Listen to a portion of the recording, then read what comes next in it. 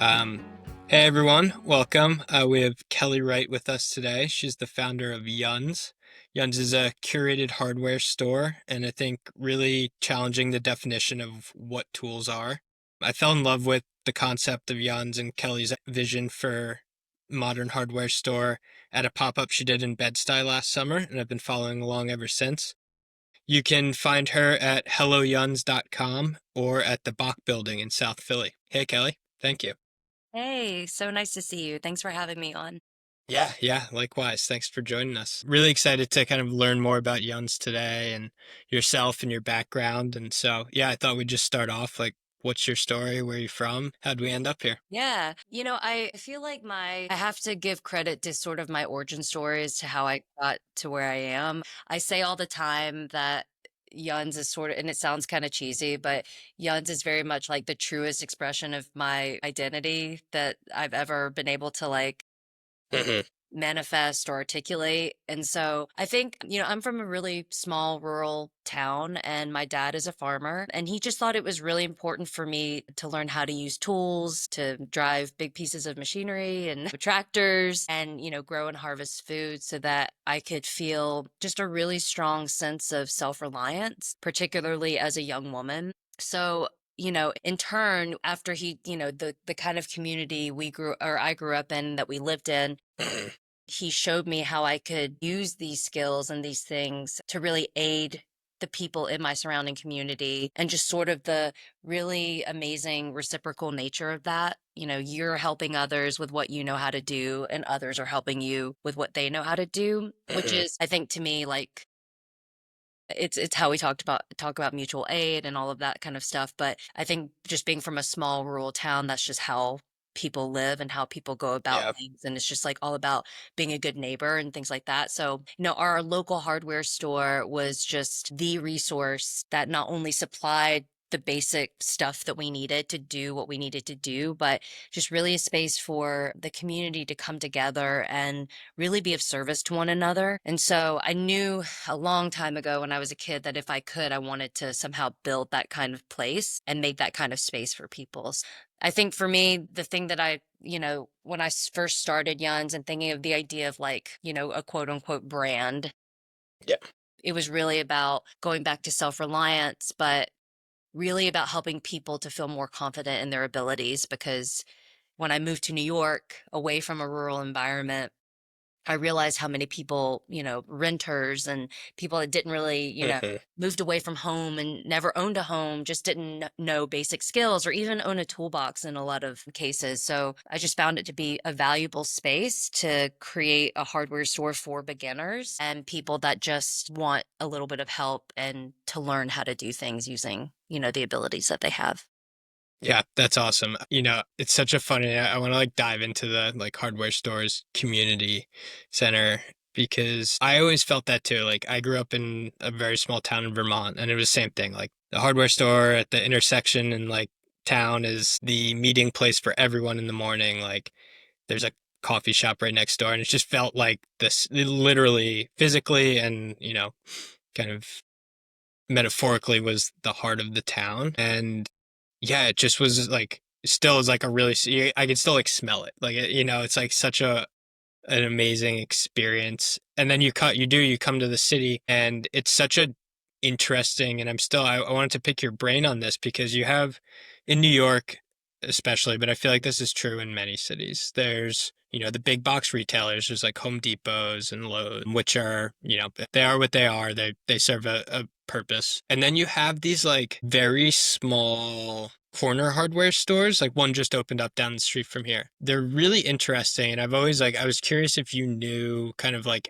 the background on these, where they almost feel like a bodega in that like every single one is exactly the same. Like it's like very much like a turnkey, like I think there's a buyer's group or something and you can start this and it's there, you know, um, but it's a very different kind of model than the ma and pa store too. It feels more transactional and like a bodega. Like you go in and which also like have their, I think they are in many inner city neighborhoods, like they are the community centers as well too, but these feel different than that, kind of, I think what you're building and describing that we remember from. I was just curious, like, do you know how kind of the history or like the system that is like in place for those hardware stores that we like see today, the smaller ones, non. Yeah.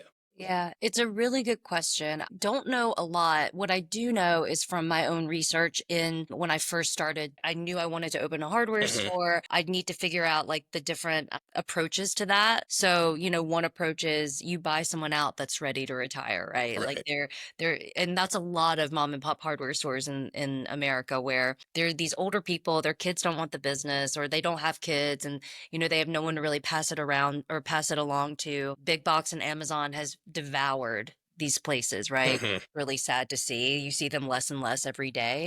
But from what I do know, and I don't know if the bodega style ones are necessarily like this, but I imagine it's probably similar. But the whole industry, outside of being completely independent, and independents kind of overlap in this in some ways, but it's all run by co ops, what they call co ops. Gotcha.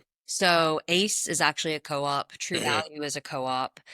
Do It Best is a co-op. So if you ever see those names attached to a hardware store, they're part of that specific co-op. Okay. I could technically purchase from an Ace, from a True Value, if I wanted to sign up to, because they've recently actually opened that up to really tiny retailers. So I think as a way to not try to monopolize, kind of the mom and pop shops Hmm. that have built them as a brand in a lot of ways. But I imagine what the bodega model that you're talking about again is probably some sort of, I mean, this is how Ace and True Value work is you call them up, you're interested in open essentially what, franchise, Right. and they tell you how much you have to invest in inventory. They give you kind of the blueprint of the store, and then they just stock your shelves whatever they want to stock it with. Yeah. Yeah. Yeah. So that's a big difference in how I do it too, just because I couldn't afford to actually join a co-op because it was so, or at least True Value and Ace at the time were so crazy expensive Hmm. that I was like, there's no way can financially make that happen. Right. Yeah. It's a So big upfront investment into all that inventory. massive. Yeah. And if you're in a city, like especially in New York City, just the rent on top of that is Of course. bananas. So, but I think like a lot of people, like it's, in a way, it's sort of crazy to do an independent shop because these co-ops really help you set you up for success and like Hmm. they have so much data to tell you what people are buying and what people are looking for and they set you up with the sales and marketing systems and all these things in place so you can be successful and they have it down to a science. So but I knew that if I wanted to do this as an independent that I needed to figure out a way to do it a little bit differently and a little bit more niche to make it and a little bit more nimble and small to make it something that, felt valuable to a specific group of people and not just like another generic hardware offering. Yeah, absolutely. And I think like what you're doing is, and I like mentioned this in the intro, I think, but like kind of expanding the definition of like what the tool is. It's more, it's like almost like a lifestyle brand in and of itself, where like there's all these tools that you technically need, but they're not, while there, of course, there's like traditional hardware tools in there. There's kind of this bigger breadth of like, I think my wife bought a onion holder from you at one point. Like that is like definitely a tool. Like it serves a very specific purpose and it does its job like really amazing, but it's definitely not a pipe wrench either. And so it's really cool to like kind of see that you opening it up to, I think, an entirely new demographic as well that like is finding things that they need, want, that you honestly probably would have found at like your more rural, traditional, like ma and pa retail stores, because those also did like expand into these kind of like home goods and lifestyle type things that just like this is everything that people need in their daily life. Yeah, it's really interesting. Have you found it? And I want to hear about you just opened up your first physical location. I would love to hear about that experience. And have you found it hard, like speaking of that, on like stocking all the inventory and like how are you finding that? Like what have the challenges been as you like go through that? It's so cool. Thank you. And I appreciate you seeing that in what I'm trying to do because I think for me, my number one criteria for anything that I buy that I put in the shop is that it has to have a function or a Hmm. utility, Yep. thereby making it a tool. I think that to your point, a lot of hardware stores operate like general stores in a way these Mhm. days, which is a great because actually the hardware and the general store were the same thing in the beginning Right. creation of these stores, right? And then they kind of broke apart to be more specialized. But in a lot of places like I'm sure you and I are from, there aren't very many places to find things, and so it has to be sort of a all in one kind of place for people. And honestly, I'm really inspired by hardware stores around, like, I find them so anthropological, and I'm so inspired by hardware stores whenever I get to travel and across the world. I've done a ton of online research about kind of this expanding the definition of tools sort of offering in places like Japan and Vietnam and Korea. So it's really, I appreciate you seeing that because it is something that I think is and has happened to the hardware store landscape here, but is also happening in other places in the world that I'm really inspired by and Mhm. sort of try to infuse that in my business a little bit. But the storefront that I just opened. So I've been doing this online for like 3 years and just had started with just 20 products. And I was like, okay, I'm going to test this concept. I'm going to see how it resonates. To your point, how you and I met and your wife and how we met. I was just doing pop-ups around New York City and then in upstate at some of the flea markets up there. And that went really well. I mean, I was doing I was like packing packages on my landlord's washer and dryer in her Yeah. basement. She was so lovely and let me stock my inventory in the basement and was so patient and amazing. Hi, Elizabeth. If you ever hear this, you're amazing. That's amazing. We got to find Elizabeth. Yeah, she's incredible. An incredible person.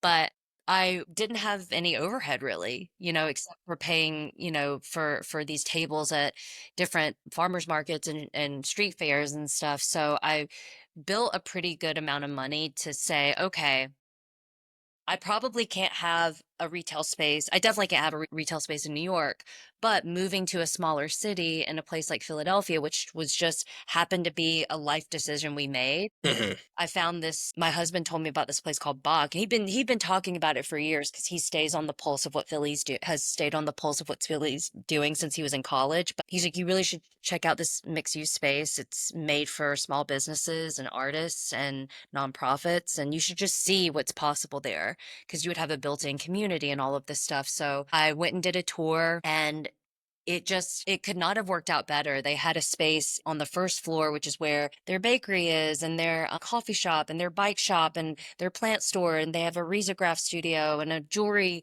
designer studio and a clothing store and ceramicist. It was amazing. And they had this little cage. It's literally, I call it the cage. If you look at our Instagram, Yeah. or it's called I've seen it. the cage. It Yeah. looks like a little dog cage and is tiny, but I think it was actually so Bach used to be a trade school, and where the floor that I'm on used to be the auto body shop. And I think from what my last Uber driver told me, because he went there and actually got a certification in fixing cars, he said that he believes my space used to be where the tools were rented out. That's amazing. So it's kind of a full circle moment. Yeah. And I was like, this works has worked out on such a spiritual and financial level in a way I could never have shaken out because it is I can't share how much I actually pay for the rent because things change within Bach and I don't want to tell people Totally. Yeah. it depends on the space, but it was something that I could actually afford. And it's a tiny space, but it's just exactly right for the curation and the amount of stuff that I have. Yeah. No, it seems perfect and like the dream setup for, kind of what you're doing in a startup company. I also love the idea that like you're building this kind of community oriented hardware store and you're coming into this building that is very like seems community focused and like already kind of building that. It's like sounds like the general store model in a building. I think that's super fast. Have you found that it's like very community? Is the community there strong? Like, have you made like really good kind of connections, friends, community through that? I mean, immediately it sort of blew me away. And no shade to New York because I feel like I met the most loveliest people in New York, and New York Mhm. have that like kind of hard exterior. Yeah. New Yorkers, we're people are Yeah. The stereotype is the is accurate. stereotype, but there's just an earnestness about this city that I really appreciate, and especially when it comes to the creative community, art, at least the people I've met, artists, the creators, small businesses. It's just yeah, we're all in this together. And Bach is such an example of that. I mean, I sounds really dramatic. And I mean, I am a Pisces, so I'm very emotional, but it sounds almost dramatic when I say it, but it really did change my life into Bach. And I haven't even been there that long, but I've just never, I think because I had a kid a couple years ago, and the couple years before that was COVID, and I started freelancing and working from home. I've just been like locked behind screens slash in my apartment taking care of a new kid. Hmm. So there was a good 4-year gap where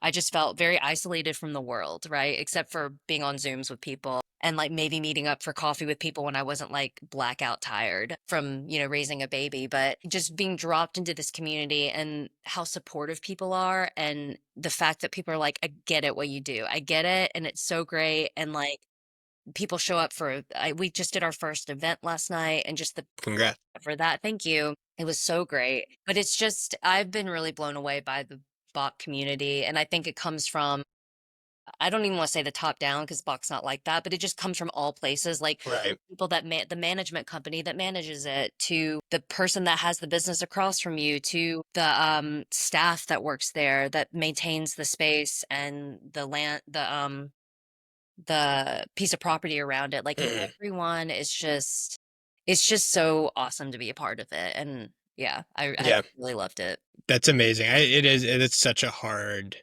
environment to find, I think, in anywhere, definitely in New York. I used to work out of the Brooklyn Army Terminal, which I think was envisioned to be that at times, but it was just like, it was nowhere near that. There was a couple people that were doing really cool stuff and really interesting, but it was a lot of like old industrial as well, and there was like high security people, and it's just like it never felt like you were, as much as they would like try and promote it, and it just never clicked. And so I think, yeah, it's like it's awesome to see when that feel like I've been to other buildings like that in smaller cities. Newburgh has like a Mhm. artist building that seems to have like an energy like that. I'm sure there are a few in New York too, but it does create this like really amazing environment for, creating, building businesses, working, like, the support in the community is so important Yeah. all around. Like, yeah, definitely something that has really been lacking post COVID. I also have a young child, 8 months, so like the new parent thing is I'm feeling that very strongly as well. It's hard to find time to do anything at all. Brian, I didn't know you had an 8-month old, but thoughts and prayers. Thank you. Yeah, I'm gonna be actually, yeah, I definitely like how I'm gonna be picking your brain after this, probably weekly hitting you up for answers. Too. But how old is your kid Done. now? Son? Yeah, he's 2.5. Yeah, I mean, it was it was to your point, you want to do all the things, but in that first year, year and a half, I mean, even now, we're still so Yeah, in it now because he's of still so course. little. But especially when they're babies, I mean, it's just you're so, so in it. And so I felt really like people like Sarah at Rita Maria, who owns this Hmm. amazing coffee shop, Rita Maria in New York, that Brian and I met at one of my pop-ups. People like her, like I really couldn't do much with Yuns, but just other, especially other moms, just offering me opportunities and like being like, I see what you're going through, like Hmm. help. That was like such a game changer for me. And so to moms, to dads, to any parent, try to pay that forward in whatever way I can because it's so real and it's so rough, but so It is. cool.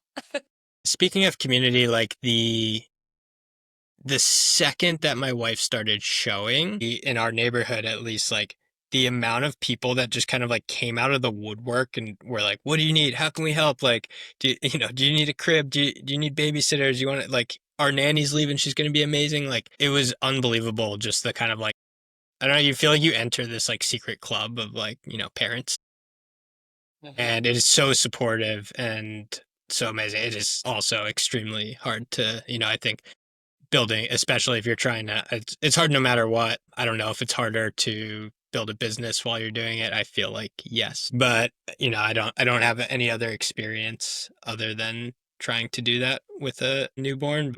Yeah, Yeah, it's a journey for sure. really is. Yeah.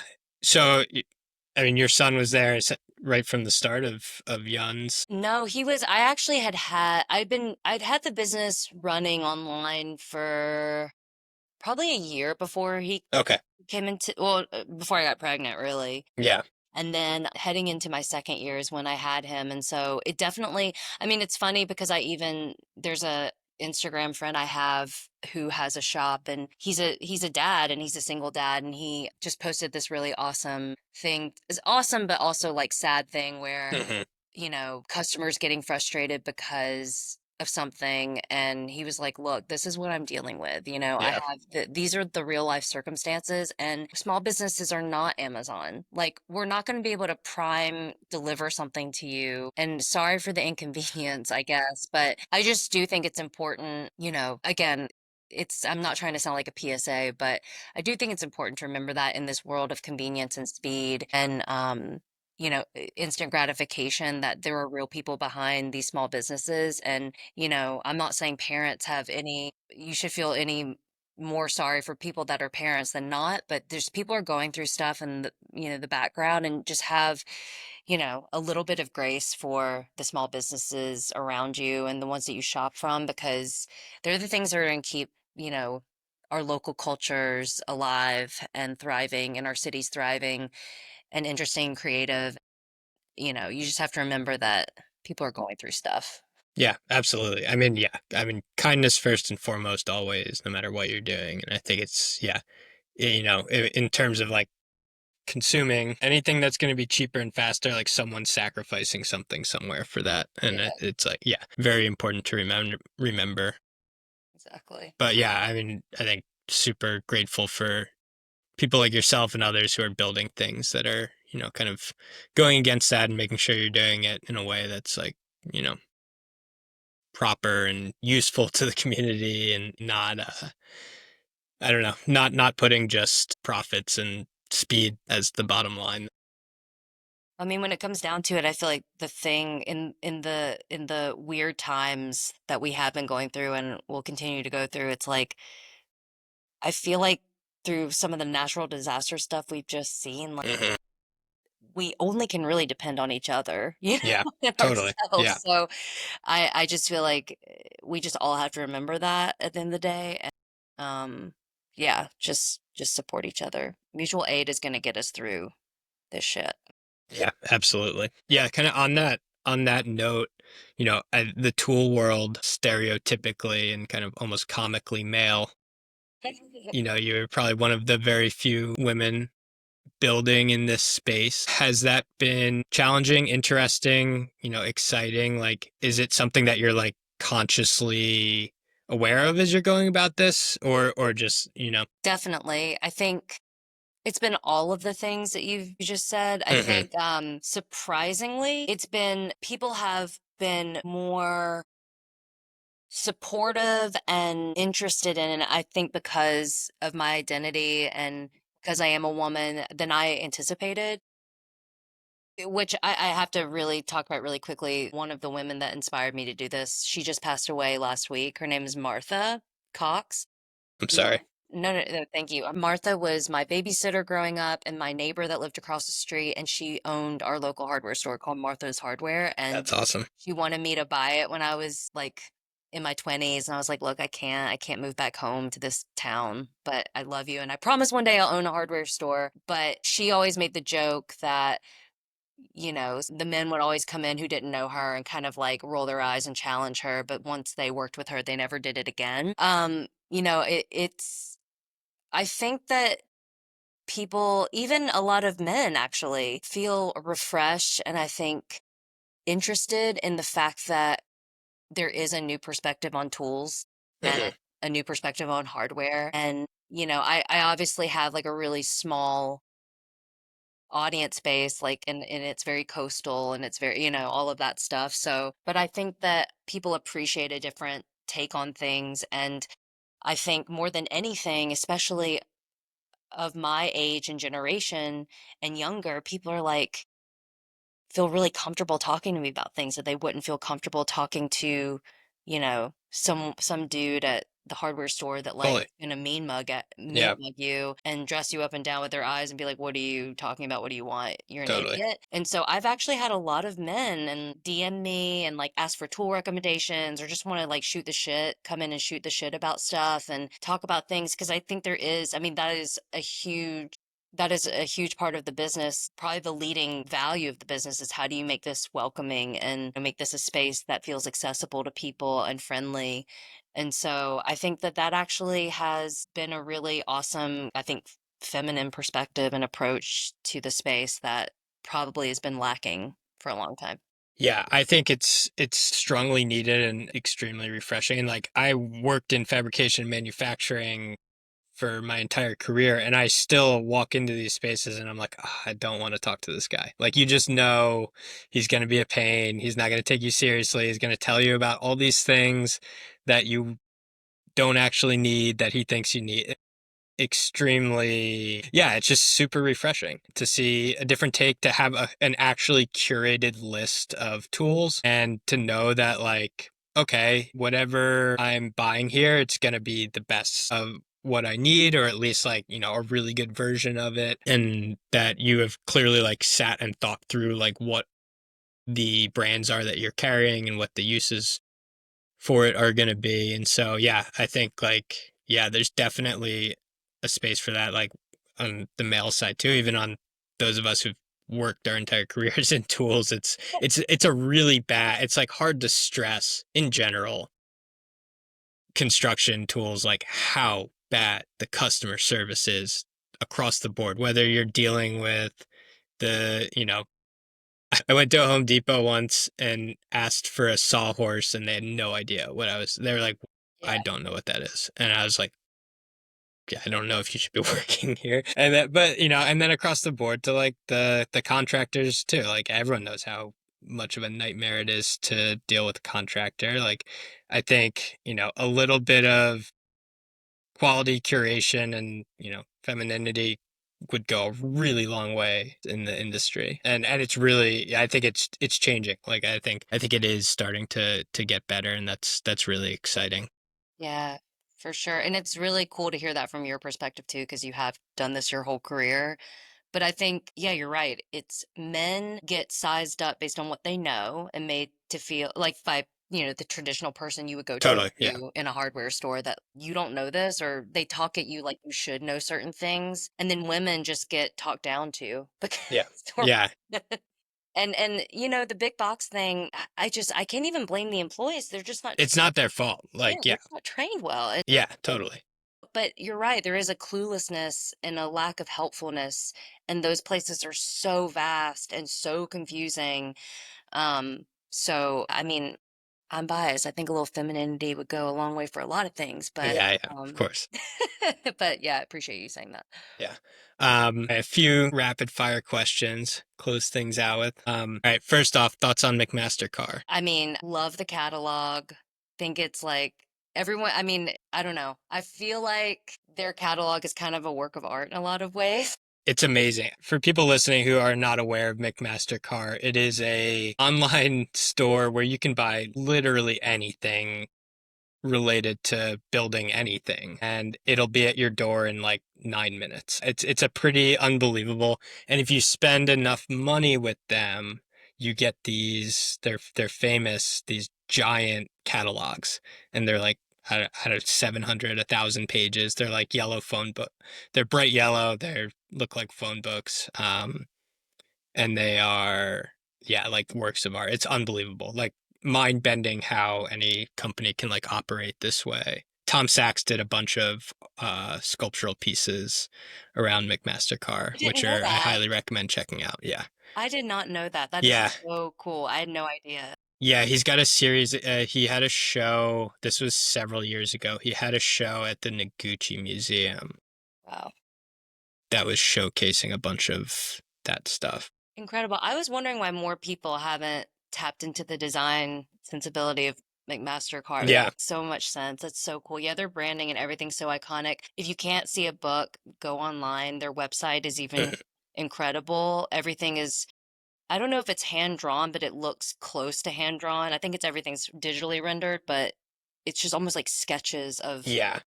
of the tools and pieces and all the things you that Brian just said. Yes. Wonderful. Super cool that you can download for every single piece. They have a 3D model and like CAD files for it.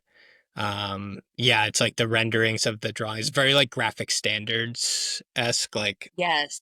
really hyper technical, but like very beautiful and weird and like these internet in like the best possible way.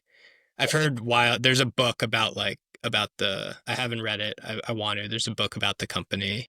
Apparently, it's quite wild, and you can imagine it must be for them to like yeah just have these databases of millions of products and everything in stock all the time that they can ship you. But yeah, it's it's a really cool weird thing that I think if you don't work in manufacturing or fabrication construction or something you'll never know about it, but it's one of the wildest companies I've ever seen.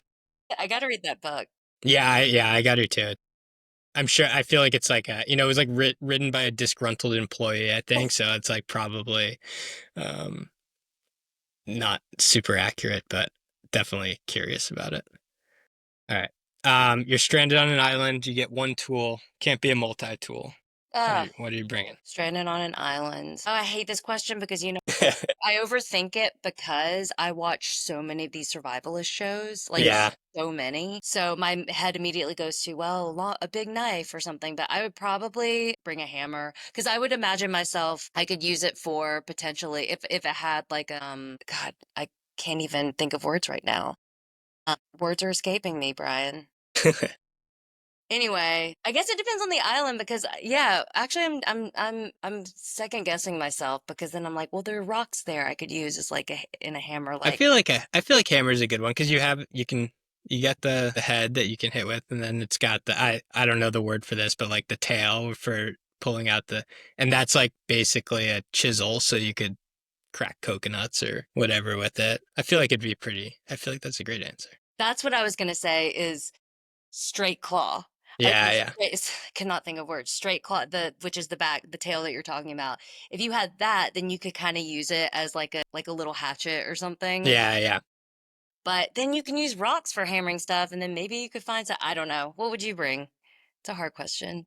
Yeah, I feel like yeah, my gut was like machete, or Yeah. like some sort of like big blade. But now that you said after you said hammer, I was like, oh, actually, then you get like, if you get the right hammer, like sharp end and a dull end too, it might be a little more practical. Well, I always think of because I would guess, I don't know this for a fact, but I would guess that a hammer probably was the first or one of the first tools that cavemen Yeah, it had to have probably been right. used. So I'm Yeah, like, okay, if a caveman or a cave woman, a cave person could use a hammer to do basically most of what they needed to do to survive, that would right. be the clutch tool to have.